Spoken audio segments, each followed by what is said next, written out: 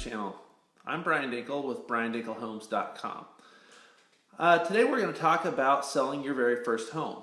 Now, you guys bought your first home a few years ago, maybe just a couple of years ago, and more than likely, like most people, you end up outgrowing your first house. Possibly you had a family and your family's a little bit bigger, or you're just looking to move up to a little bit nicer house. And because of that, you're going to end up having to sell this home. Now, when you sell a home, you're going to go through a little bit different process than you would go through if you were going to be buying a home. And I'm going to talk to you about some of the different things that you should look for whenever you're getting ready to sell your first home. One of the very first things that you want to do when selling a home is to choose a realtor. Now, when choosing a realtor, you want to be very careful about who you choose. You don't want to just choose some random person. Don't be driving down the street and see a sign with somebody's name on it and think, oh, that guy must be a good realtor. He's got a couple of houses for sale in the area. That's kind of a dangerous thing to do. You want to make sure you do a lot of research. You want to make sure that the realtor that you end up working with is a marketing expert, somebody that's not going to just put your house on the MLS and hope that it sells. You're going to want to make sure that the realtor that you use does everything that he or she can to get your house out there in front of the most people possible, and also does the best job possible to put your house in a very good light so that people consider coming and looking at your house so that they can get a feel for it and potentially write you an offer. Now, when choosing a realtor, it is important, if you can, to get referrals from family and friends, but don't just use somebody because somebody's cousin got their real estate license a while back. Make sure that that person's qualified. Make sure that that person has experience, that that person can show you their marketing plan, what they do to get your house out there in front of people. Like I said, you don't want them just putting it on one website and hoping that somebody comes across the listing and ends up buying your house. Another problem that I come across here and there is that a lot of people end up choosing a realtor when they're selling a home that gives them the highest price. And that's a dangerous thing also, because sometimes these realtors that give you a high price on your house, say you have a nice house and it's overpriced, well, they're going to price you out of the market. And buyers aren't going to pay more than what the house is worth. So spend some time researching the real estate agents that you're considering using before signing that selling agreement. So now let's move on to tip number 2. And tip number 2 is going to come after you've chosen your realtor. As soon as you choose your real estate agent, have that real estate agent do a home assessment for you. And what I mean by that is you want that agent to walk through the house with you and use kind of an eye of somebody that might be buying the house, somebody that would be walking through the house looking for different things that they like about the house, things that they don't like about the house. Have the agent point out things that they think that you should maybe change a paint color, make it a more modern paint color, get rid of some things like maybe some personal items, family pictures, things like that that are on the wall that might distract buyers when they're walking through the house. A good real estate agent is going to be able to help you get your house ready to sell and tell you the things that need to be done before it gets put on the market. If your house isn't ready to be sold, more than likely you're not going to be getting top dollar for your house, and you're going to be leaving money out there that you could potentially put in your pocket if you would have spent just a little bit of time trying to get your house ready. Another thing when it comes to the assessment, a lot of sellers think that the best thing to do is to hire a contractor and have somebody come out and completely remodel their house and put all this money into fixing up their home, when reality is that might not be what the best solution is to getting your house sold. Just because you put $30,000 in your house, that doesn't mean you're going to get $30,000 out of your house. You might have just blown $30,000 because the improvements that you made might not actually contribute to the value of your home.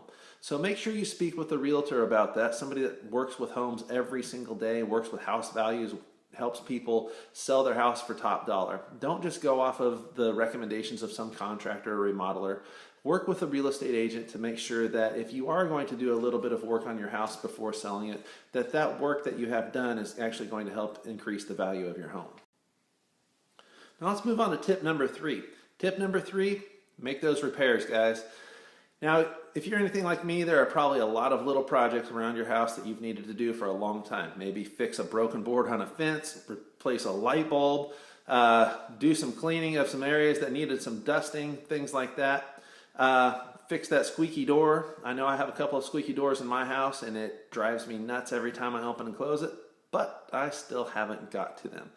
But if I was going to sell my house, I would make sure that all of those things were fixed.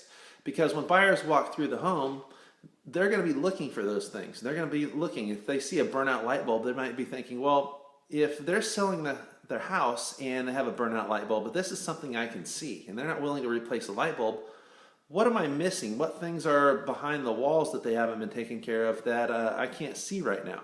So make sure that you fix all of those little things that need to be taken care of. If you have big items that need to be taken care of, speak with your real estate agent. They might have people that they work with on a regular basis that they can refer you to that can help you get these items taken care of. It makes it a lot easier to sell your house when everything looks good and it works like it's supposed to. And it's not going to come back and bite you in the end and end up taking some of the money that you could potentially be getting from the sale of your house. Step number 4, this is where we're going to talk about pricing your home. Now, everybody wants to get as much money as they possibly can whenever they sell their house.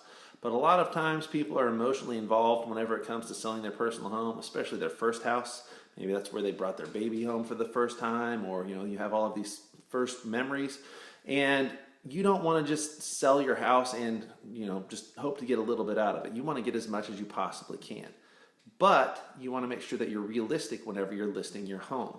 So speak with your agent, do some research with your agent, take some time, drive around the area, look at different houses that are for sale, look at different houses that have sold. Your agent should be able to pull up what we call comparable sales, sales that took place within the last 6 months or so that will be very similar to your house. That way you guys can look at this house, see how long it was on the market. You can see the different features that it has, things that it has that your house might not have, things that it doesn't have that your house has, and you guys can work together to come up with a reasonable price to start listing your home. Like I said earlier, you don't want to list your home for too much. If you price your home for more than it's worth, you're going to price yourself out of the market. Buyers are also working with agents and buyers are working with lenders, and they are not going to pay more for the house than the house is worth. They're not going to overpay.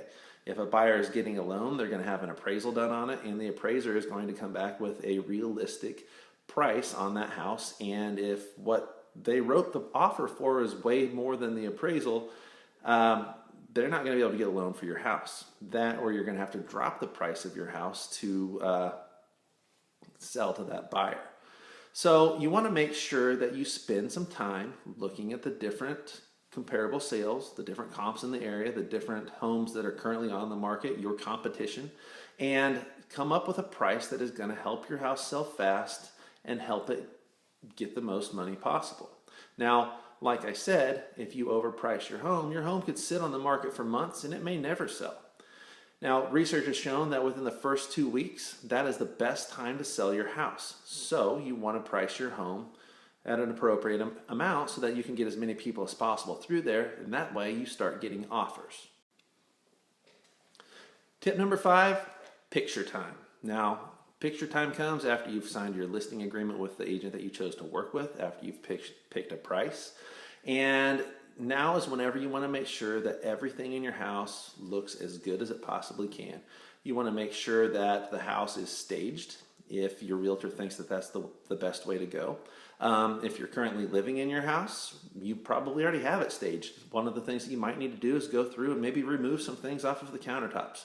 In that case, less is more. The less things on the countertops, the better.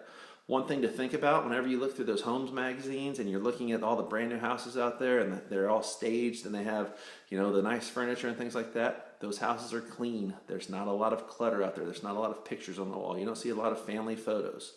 Okay, so you want to make sure that you speak with your realtor about this and get everything ready. Now, your realtor should make sure that they're hiring a professional photographer.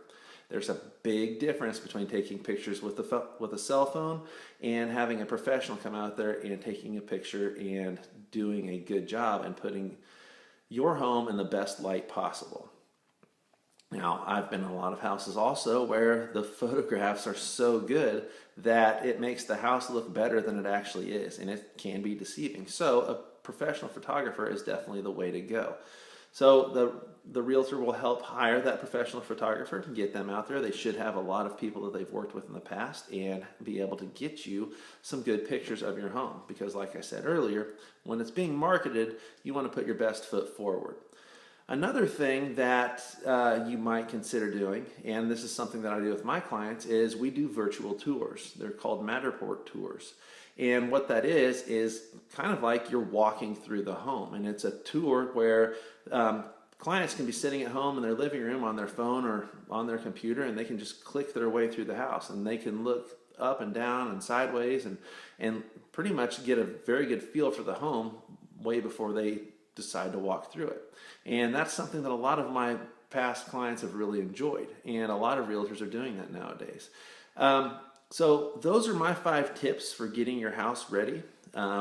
Choosing a realtor, making those repairs, talking to the realtor whenever you're doing your assessment, making sure the house is ready for pictures, and probably the biggest one of all is pricing it correct. Thanks for visiting my channel. Please hit the subscribe button to get more videos as they come on, and I'll talk to you guys next time.